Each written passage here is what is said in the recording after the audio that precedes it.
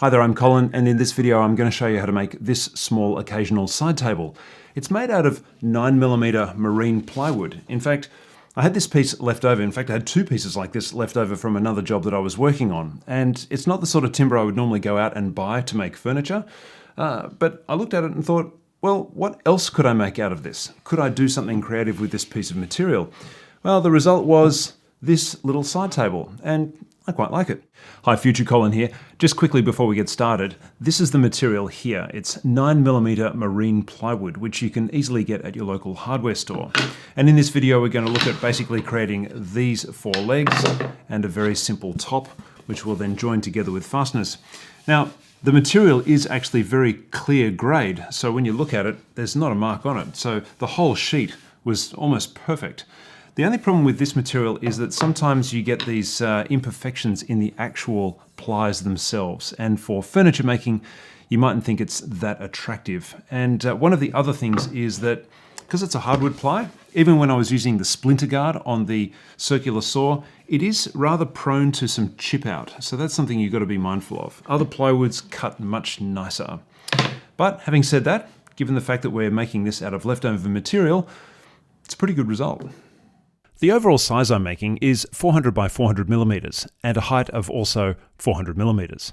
This makes it just about right for an occasional side table, one that you might rest your drink on when you're sitting in a lounge chair. I first need to trim the edges and then cut the piece for the top.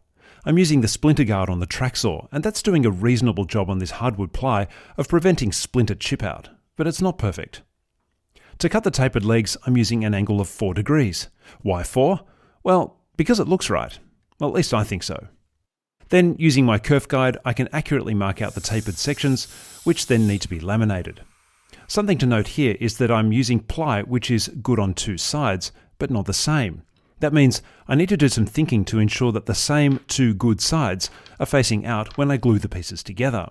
So I need to keep alternating between 90 degrees and 4 degrees, and occasionally I need to square off the material to keep repeating the process. It can be a little confusing, so you need to keep concentrating to get this right. Something else to note is that 9mm thick material can also be prone to warping, so I'm being mindful to cut those pieces out where I can. And now that I have my 4 pairs of plywood legs, it's time to laminate them together. I'm using ordinary wood glue to laminate the pieces, being careful to ensure that the glue covers the whole surface evenly.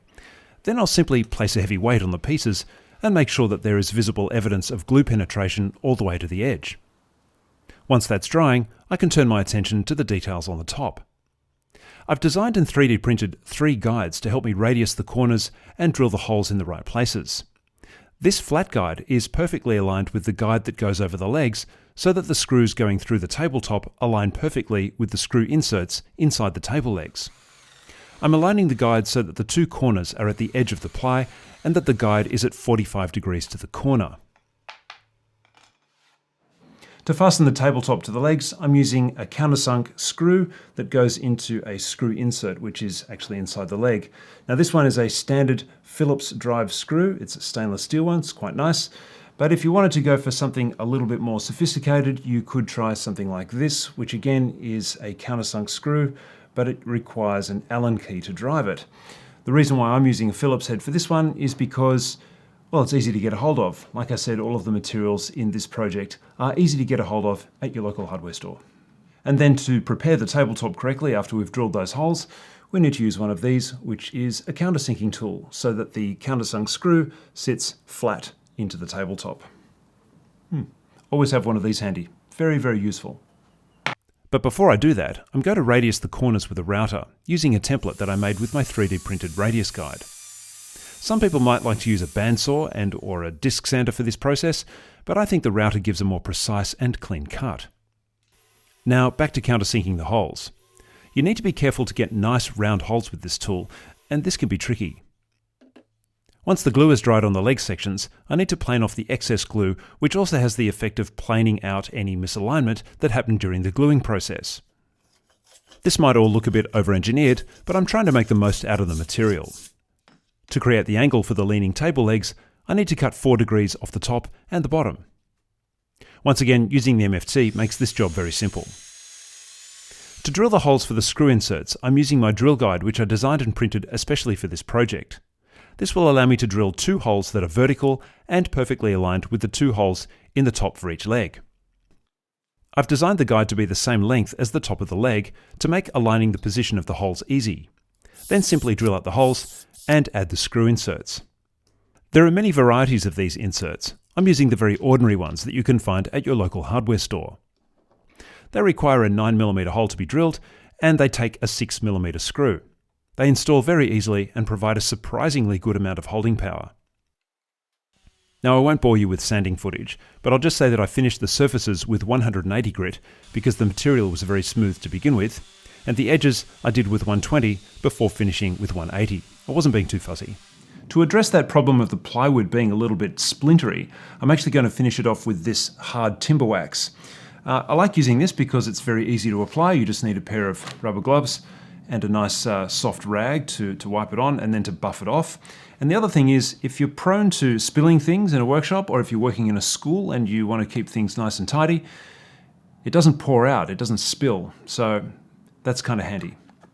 Applying the wax is also a fairly quick thing to do, and you don't need to leave things lying around on drying racks, taking up space.